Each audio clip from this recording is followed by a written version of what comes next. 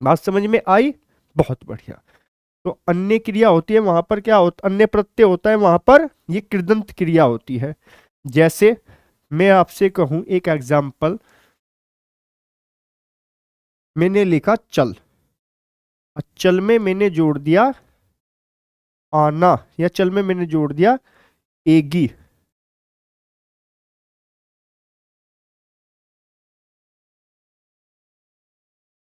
भाई चल में मैंने जोड़ दिया ए, तो क्या बन जाएगा? ये बन जाएगा चले, ये बन जाएगा चले। जैसे कि घूमने चले, तो वहां पर क्या होगी? वहां पर होगी, जहां पर ना प्रत्यय ना हो वहां पर होगी हमारी ये कृदंत क्रिया। जैसे कि मैं चल में जोड़ दूं एगी, चल में जोड़ दूं मैं एगी, तो ये क्या बन जाएगा? ये बन जाएगा चलेगी। तो चलेगी चलेगा इन सब में क्या होगा? या ना प्रत्यय को छोड़कर अन्य कोई भी प्रत्यय मौजूद हो मूल धातु के साथ, तो वहां पर क्या होगा? ये कृदंत क्रिया वहां पर होती है। बात क्लियर? इसके बाद अगला भेद लिखिए आप इसका, ये लिखिए आप संयुक्त क्रिया। अगला भेद क्या लिखिए आप इसका? संयुक्त क्रिया। अब संयुक्त क्रिया क्या होती है? ये होती है जब जब किसी एक ही जब किसी एक ही कार्य के लिए, जब किसी एक ही कार्य के लिए, एक ही कार्य के लिए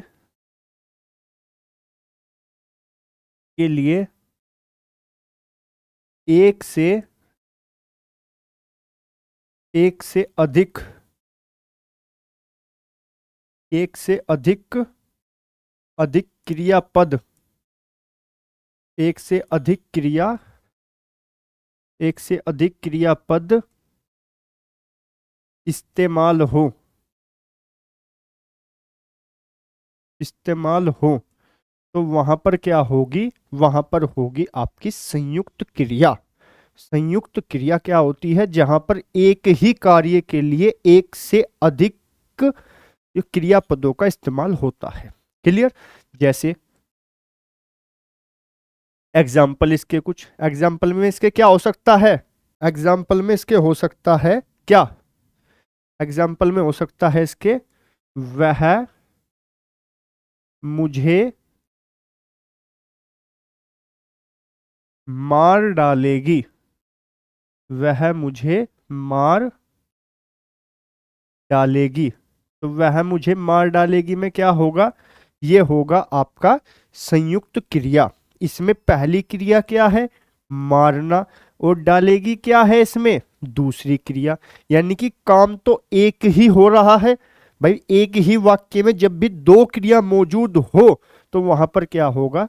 वहां पर होगा आपका संयुक्त क्रिया। अगर इसे सिंपल भाषा में आप समझे, एक वाक्य में जहां पर भी दो क्रिया मौजूद हो, संयुक्त का मतलब क्या होता है? एक साथ।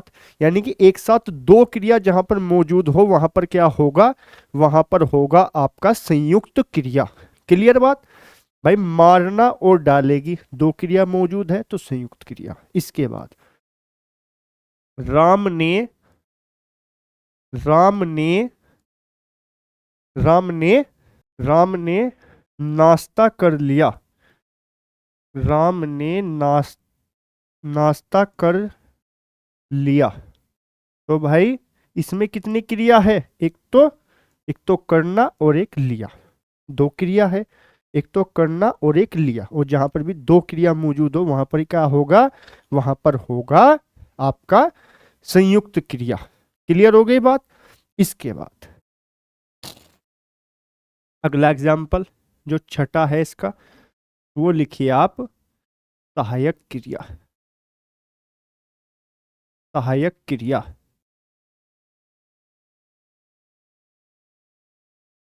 सहायक क्रिया। सहायक क्रिया कौन सी होती है? सहायक क्रिया, सहायक क्रिया की परिभाषा क्या होती है? वह क्रिया वह वह क्रिया जो जो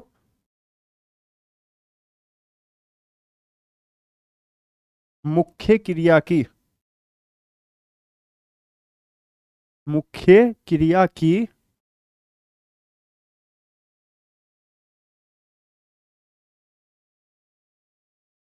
सहायता करती हो, वह क्रिया जो मुख्य क्रिया की सहायता करती हो, तो वह क्या होगी? वह होगी आपकी सहायक क्रिया, क्योंकि सहायक का मतलब ही क्या होता है? सहायता करना। तो वह क्रिया जो मुख्य क्रिया की सहायता करती हो, सहायक क्रिया। जैसे कि वह नहा चुका था, नहा चुका नहा चुका था। तो इसमें मुख्य क्रिया क्या है? नहाना। मुख्य क्रिया क्या है इसमें? नहाना। और इसकी सहायता कौन कर रहा है? ये कर रहा है चूकना, यानी कि चुका था। क्लियर बात? इसके बाद ये तो इसकी मुख्य क्रिया हुई। ये कैसी क्रिया हुई? इसकी मुख्य क्रिया। और इसकी सहायता कौन सी क्रिया कर रही है? ये हो गई इसकी सहायक क्रिया। ये कौन सी हो गई? इसकी सहायक क्रिया। क्लियर हो गई बात? बहुत ही अच्छे से क्लियर हो गई होगी। उसने, अगला क्या हो सकता है इसका? वह वह खाता वह खाता है। तो इसमें मुख्य क्रिया हो क्या हो गई? इसमें खाना। और सहायक क्रिया क्या हो गई इसमें? ये हो गई ये ये ता है। क्लियर बात? तो खाना कैसी हो गई? मुख्य क्रिया। और जो ये लिख रहा है ता है, ये कैसी हो गई इसमें? सहायक क्रिया। क्लियर? तो सहायक क्रिया क्या सी होती है? वह क्रिया जो मुख्य क्रिया की सहायता करती हो। ये बहुत ही छोटी छोटी क्रिया है, इसमें से क्वेश्चन आ जाए ना आए कोई गारंटी नहीं। जो मुख्य रूप से क्वेश्चन आते हैं वो कहाँ तक आते हैं? वो आते हैं आपके नाम धातु क्रिया तक। वहां तक सकर्मक अकर्मक 80% वेटेज पूरी क्रिया में से पूछने का, और 20% में से जहां तक मैंने आपको पढ़ाया वहां तक। यहां से क्वेश्चन 1% पूछ लिया, सिंपल क्वेश्चन पूछेगा जो आप उत्तर उसका दे देंगे। क्लियर हो गई बात? इसके बाद अगली क्रिया लिखिए आप, सामान्य क्रिया। सातवां भेद इसका, सामान्य क्रिया। सामान्य क्रिया कौन सी होती है? वे क्रिया शब्द वे शब्द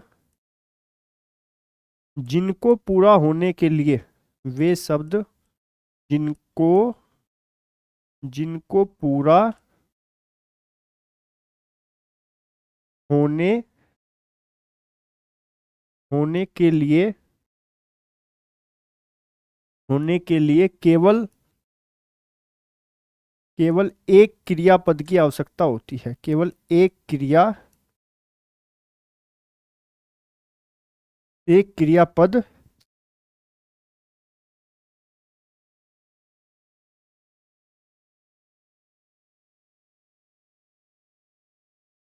एक क्रियापद की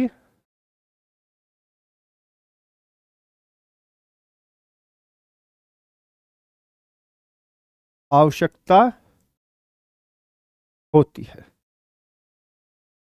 भाई सामान्य क्रिया कौन सी होती है? वे शब्द जिनको पूरा होने के लिए केवल एक क्रियापद की आवश्यकता होती है। जैसे कि वेदांत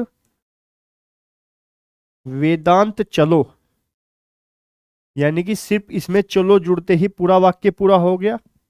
जो वाक्य है वो पूर्ण हो गया। आप कहेंगे बिल्कुल हो गया। इसके बाद में जैसे अगला शब्द और क्या हो सकता है? ये हो सकता है, अगला शब्द क्या हो सकता है इसमें? ममता आई। जैसे अगला शब्द इसमें क्या हो सकता है? ममता आई। ममता आई आई। तो यानी कि एक शब्द जुड़ते ही, इसमें चलो जुड़ते ही, इसमें आई जुड़ते ही पूरा का पूरा वाक्य कैसा हो गया? इसमें ये पूर्ण हो गया। क्लियर? आठवां भेद इसका कौन सा है? यदि मैं इसके आठवें भेद की बात करूं, ये है आपका सजातीय क्रिया।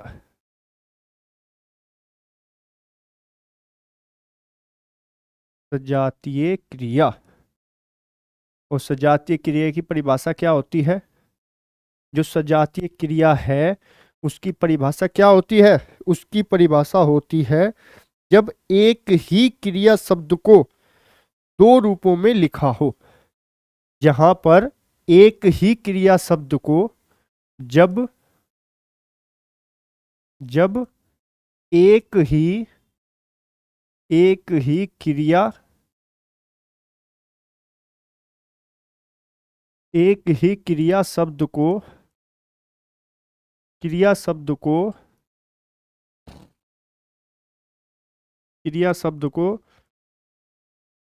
दो रूपों में लिखा हो।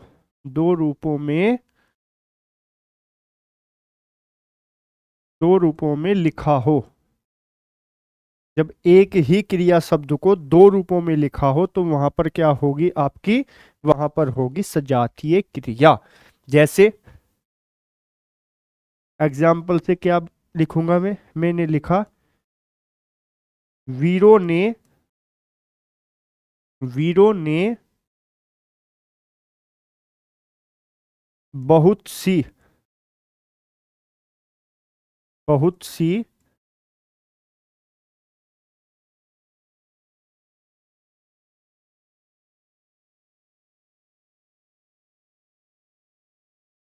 बहुत सी लड़ाइयां लड़ी। तो इसमें एक ही क्रिया शब्द क्या दो बार आ रहा है? आप कहेंगे बिल्कुल आ रहा है। या जो लड़ाई शब्द है वो दो रूपों में आ रहा है। एक तो आ रहा है आपका लड़ाइयाँ और एक आ रहा है आपका लड़ी। क्लियर? तो क्या पहचान होगी? जब भी एक ही क्रिया शब्द दो रूपों में आए तो वहां पर क्या होगा आपका? वहां पर होगा सजातीय क्रिया। क्लियर हो गई बात? ये आपका क्रिया का चैप्टर बिल्कुल समाप्त हुआ। अब जो कुछ अन्य भेद हैं, अब क्रिया के जो मुख्य भेद है वो तो हो चुके समाप्त। भाई सबसे पहला ये क्रम के आधार पर हमने क्रिया के दो भेदों को पढ़ लिया, अकर्मक और सकर्मक। इसके बाद संरचना व प्रयोग के आधार पर 8 भेदों को हमने पढ़ लिया। इसके बाद कुछ भेद और बचते हैं, ये है, इसको लिखिए आप, ये कुछ अन्य भेद, जहां से कभी कभार क्वेश्चन पूछ लिया जाता है। भाई कुछ अन्य भेद कौन से हैं क्रिया के? इसमें लिखिए आप सबसे पहले अनुकरणात्मक क्रिया, अनु अनुक्रमागत क्रमागत। क्या होता है ये अनुक्रमागत? ये होता है अनुकरणात्मक। अनु अनुकरणात्मक क्रिया, अनुकरणात्मक अनुकरणात्मक क्रिया।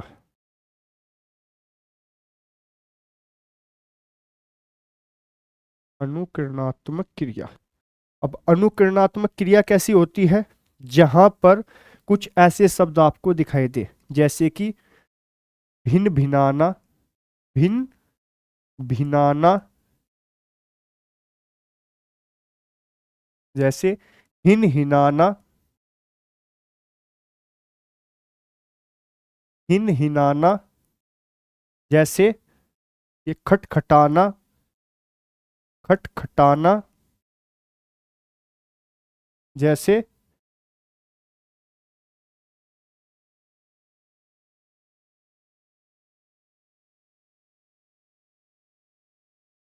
हिल हिलाना, हिल हिलाना। और भी मुख्य ऐसे बहुत सारे शब्द जहां पर आपको दिखाई दे, जहां पर दो शब्दों को एक साथ मिलाकर लिख दिया जाए, वहीं पर आपकी क्या होगी? अनुकिरणात्मक क्रिया होती है। क्लियर हो गई बात? इसके बाद अगला आ गया आपका रूढ़ क्रिया। अब रूढ़ क्रिया कौन सी होती है? जो ये रूढ़ क्रिया होती है वो कौन सी होती है? रूढ़ क्रिया होती है जहां पर भी मूल धातु के साथ, मूल धातु के साथ, जहां पर भी मूल धातु के साथ, मूल धातु के साथ ना प्रत्यय, कैसा? ना प्रत्यय जुड़ा हो, जहां पर भी मूल धातु के साथ ना प्रत्यय जुड़ा हो वहां पर कौन सी होगी? आपकी मूल धातु क्रिया होगी। क्लियर? तीसरा, यौगिक क्रिया कौन सी होती है? यदि आपसे पूछे वो कभी कि यौगिक क्रिया कौन सी होती है, तो जो कृदंत क्रिया के एग्जाम्पल होंगे वही आपकी यौगिक क्रिया के एग्जाम्पल होंगे। यानी कि मूल धातु में न प्रत्यय को छोड़कर, न प्रत्यय को छोड़कर अन्य कोई भी प्रत्यय, अन्य अन्य प्रत्यय कोई भी आ जाए, अन्य कोई भी प्रत्यय आ जाए तो वहां पर क्या होगा आपका? ये होगा आपका यौगिक क्रिया। इसके बाद अगला भेद लिखिए आप इसमें,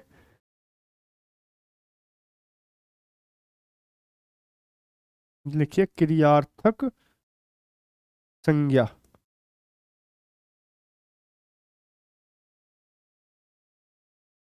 क्रियार्थक संज्ञा क्या होती है? जब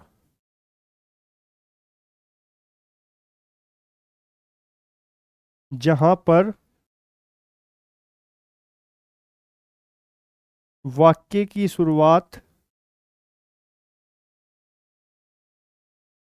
की शुरुआत क्रिया शब्द से होती है, वाक्य की शुरुआत क्रिया शब्द से,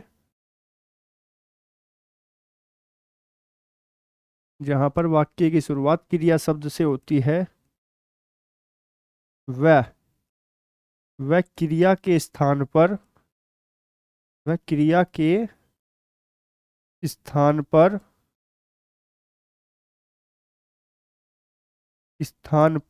वह क्रिया के स्थान पर संज्ञा का प्रयोग, संज्ञा का प्रयोग भी कर सकते हैं, का प्रयोग भी कर सकते हैं। तो वहां पर क्या होगी आपकी? वहां पर होगी आपकी क्रियार्थक संज्ञा। भाई क्रियार्थक संज्ञा क्या होती है? भाई शुरुआत में यदि मैं कोई सिंपल वाक्य लिखूंगा तो शुरुआत में क्या आ गया? तो संज्ञा आ गया, सर्वनाम आएगा। और यहां पर संज्ञा के स्थान पर शुरुआत वाक्य की किससे होगी? ये होगी ये क्रिया से। जैसे कि मैंने यहां पर लिखा टहलना, टहलना स्वास्थ्य के लिए अच्छा है। मैंने कहा कि टहलना स्वास्थ्य के लिए, टहलना स्वास्थ्य के लिए, टहलना स्वास्थ्य के लिए अच्छा है।